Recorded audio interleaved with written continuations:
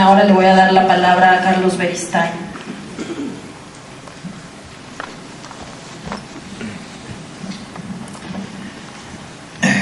Buenas noches, buenas tardes a todos y a todas. Gracias a Denise, a Luis, a Juan, gracias a los papases y mamases que están acá, y a los que no han podido venir, a los familiares de Edna, a los familiares de los avispones, porque a ellos está dedicado este libro. El libro está dedicado a los familiares, a los 43 y a los familiares de los más de 43 de este país, y porque ellos han sido para nosotros la fuente de sentido.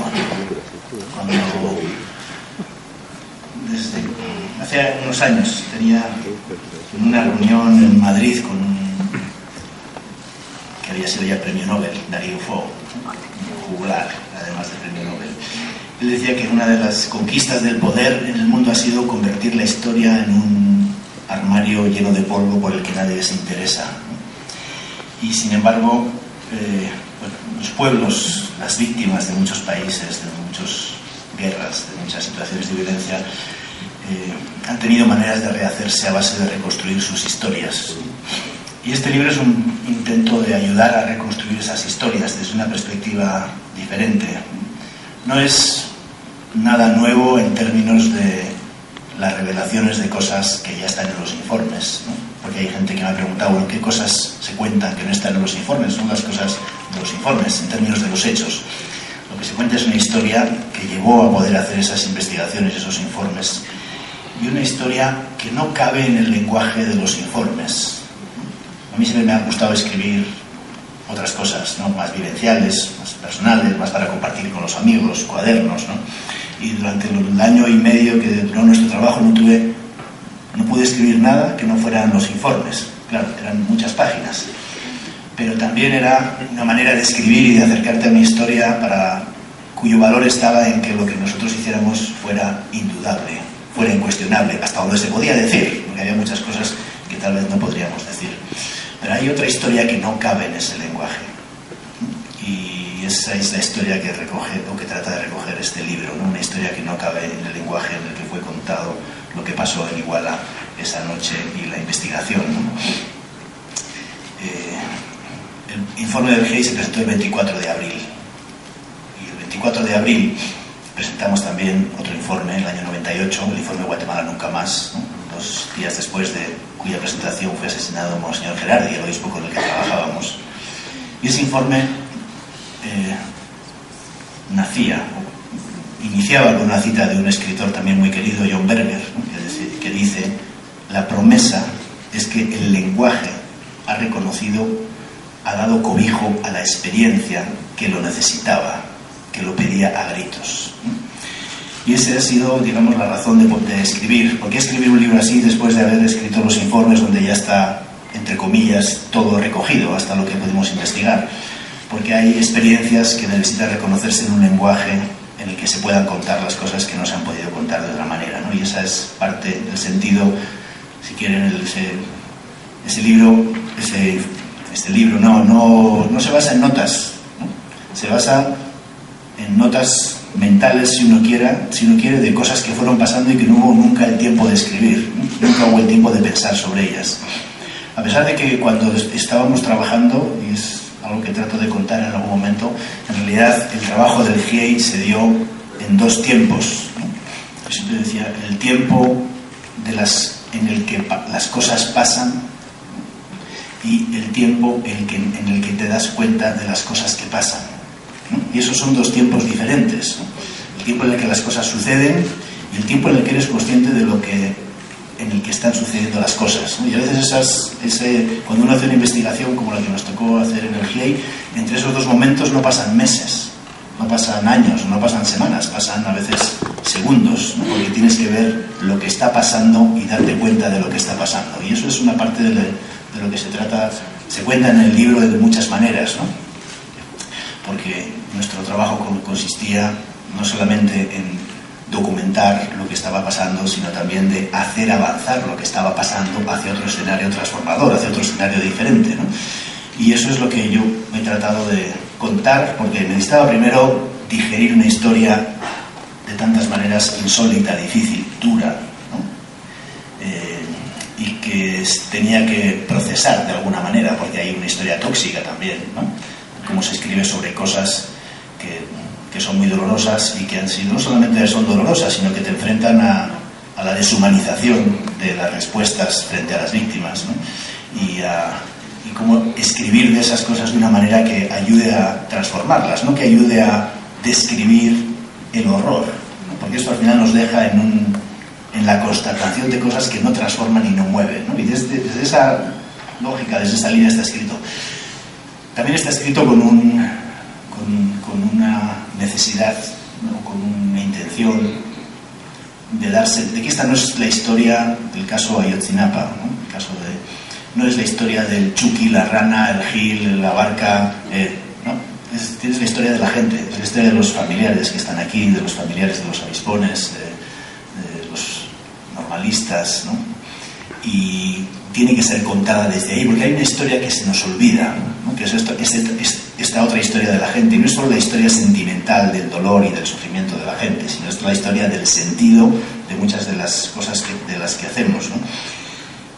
Y ese sentido empieza muchas veces por la empatía, ¿no? Yo estaba en muchas reuniones con los familiares y ellos, desde la primera reunión que tuvimos en Ayotzinapa, cuando llegamos al país, ¿no?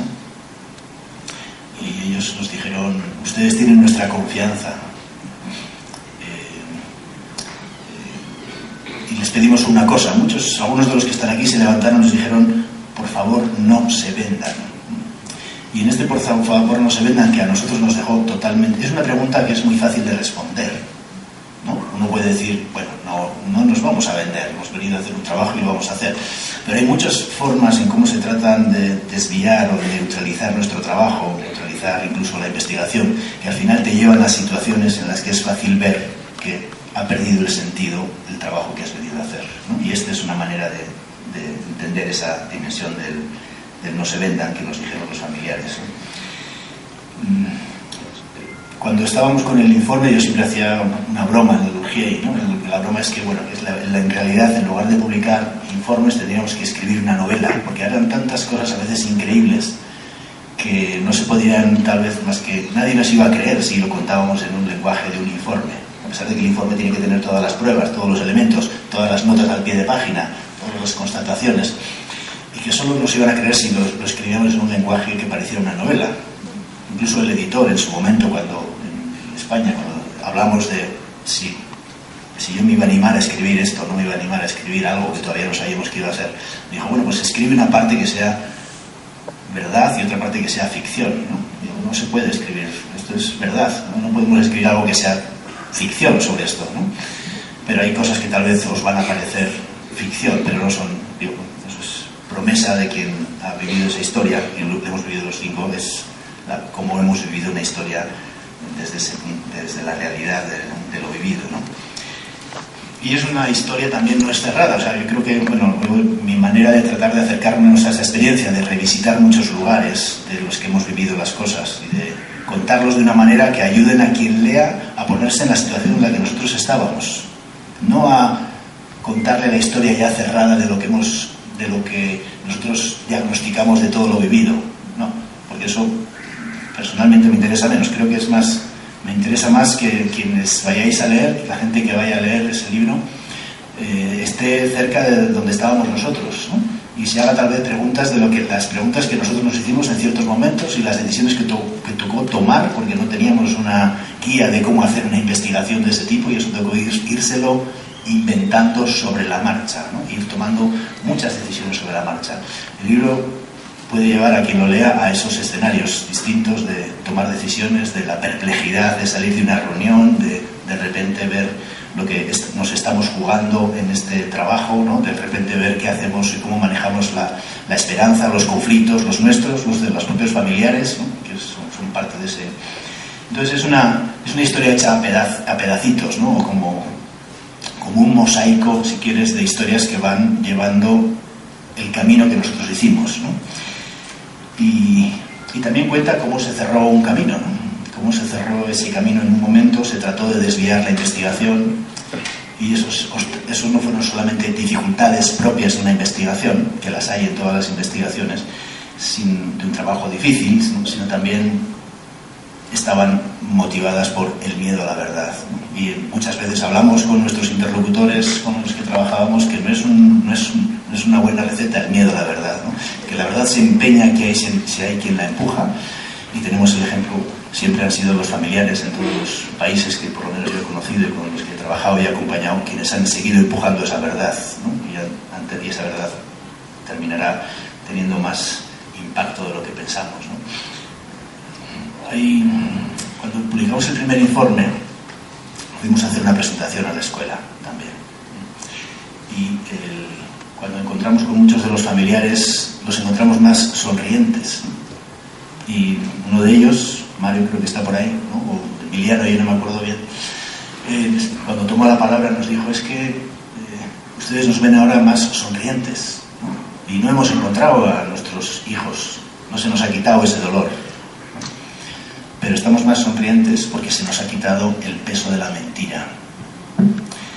Y yo no sé cuánto pesa la mentira, no sé cuántas toneladas pesa la mentira, ¿no? Pero sí sé que esa verdad es sanadora, ¿no? Y que ahora habrá un mecanismo que está viniendo al país y que tiene un camino por delante para ayudar a esclarecer el hecho. El libro trata de mostrar el rostro humano de las cosas que hacemos o que no entran en las estadísticas, ¿no? Que trata de llamar a las cosas por su nombre, que las ejecuciones extrajudiciales en Colombia no son falsos positivos y que los desaparecidos no son levantados, ¿no? Sino que las cosas hay que llamarlas por su nombre para entenderlas y para hacer ese ejercicio que los familiares siempre les han dicho a las autoridades y nos han dicho a todos, póngase en mi lugar, póngase en mi lugar, piense que han desaparecido a su hijo o a su hija, póngase en mi lugar. Y solo eso no es una retórica ni es una proclama para una manifestación, no, es un ejercicio de ponerte en el lado humano de la historia del otro, ¿no? Y si ese lado humano de la historia del otro, esa empatía, es la energía transformadora. Sin esa empatía no hay transformación, no hay política frente a la problemática de los desaparecidos y no hay solución para ese círculo de violencia, impunidad, corrupción que desgraciadamente atenaza la experiencia de este país, ¿no? De México. Las historias son historias. El libro termina con una pequeña historia de un indígena colombiano, ¿no? De indígenas Huitoto, ¿no? Un amigo que trabaja mucho por ahí con esos indígenas, en los cuales una persona cuando se hace mayor, ¿no? Tiene que sacar las historias de su cuerpo para transmitírselas a los jóvenes, porque es su responsabilidad, ¿no? Bueno, este libro está escrito también como historias arrancadas del cuerpo del GIEI, del cuerpo mío, de la experiencia vivida, compartida, arrancarlas del cuerpo para transmitirlas también con un sentido de responsabilidad, ¿no? Que ayuden no solamente al caso de los 43, sino ayuden a otros muchos casos, a otros muchos familiares que pueden verse identificados con cosas que se cuentan en ese libro y que les puede dar, ojalá, por lo menos un espejo de dignidad en el que mirarse, de cómo gente como tú o como yo ha tratado de hacer cosas que ayuden a esa transformación, ¿no? Y desde esa responsabilidad, ¿no? Cuando Eduardo Galeano, al que ya hemos mencionado varias veces y yo también quiero mencionarlo, cuando hicimos en Madrid la presentación de su último libro, estábamos terminando el informe del GIEI, ¿no? Y yo sé que él y Elena, su compañera, habían seguido antes de su muerte toda la movilización de los familiares y eso les dolió mucho. Y él inventó una palabra de las cosas que van juntas y que nunca deberían separarse. Uno cuando se hace mayor, cuando nos hacemos mayores, aprendemos a separar cosas que tal vez estaban unidas, ¿no? Y yo uso la metáfora del beso-abrazo, ¿no? Como cosas que hemos aprendido a separar, ¿no? Y que de repente cuando nacimos estaban juntas, ¿no? Y Eduardo habló del sentipensante, ¿no? Bueno, este es un libro que está escrito desde este sentipensante, ¿no? Y bueno, y espero que les lleve a lugares y a viajes que nosotros hemos hecho y que ojalá sean significativos también para sus vidas. Muchas gracias.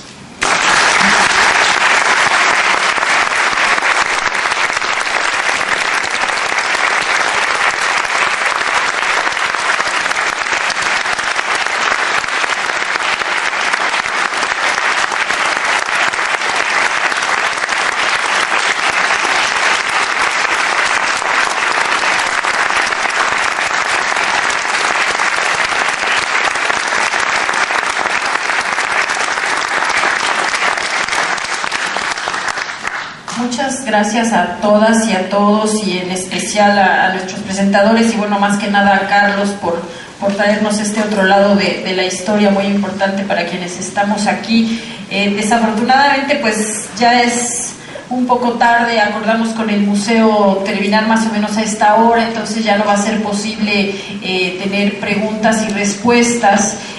Yo lo que les diría es, bueno, que los invito a adquirir el libro, lo están vendiendo aquí en la librería del Museo Memoria y Tolerancia, y bueno, la editorial ya también lo va a tener en librerías próximamente. Tiene un costo de 289 pesos. Lo otro que me gustaría comentarles es, si conocen gente que quería venir y no vino y tampoco lo siguió en Aristegui Noticias, el jueves vamos a tener otra presentación en la Universidad Iberoamericana a las 4 de la tarde. Nos van a acompañar los periodistas Lach Petrick y Ricardo Rafael y el rector de la Ibero. Ojalá puedan estar por allá. Vamos a estar circulando la invitación en redes pues a partir de esta misma tarde. Y lo último que quiero comentarles es, tenemos algunos ejemplares del segundo informe Ayotzinapa que no tuvimos oportunidad de distribuir tan ampliamente porque, pues, como saben, el GIEI se tuvo que ir el 30 antes de las 12 de la noche. Entonces, bueno, aquí hay algunos, si les interesa leerlo, conocer más a detalle el trabajo del grupo, pueden recogerlos aquí afuera. Y pues creo que eso sería todo por ahora. Muchas gracias a todos ustedes y al Museo de Memoria y Tolerancia.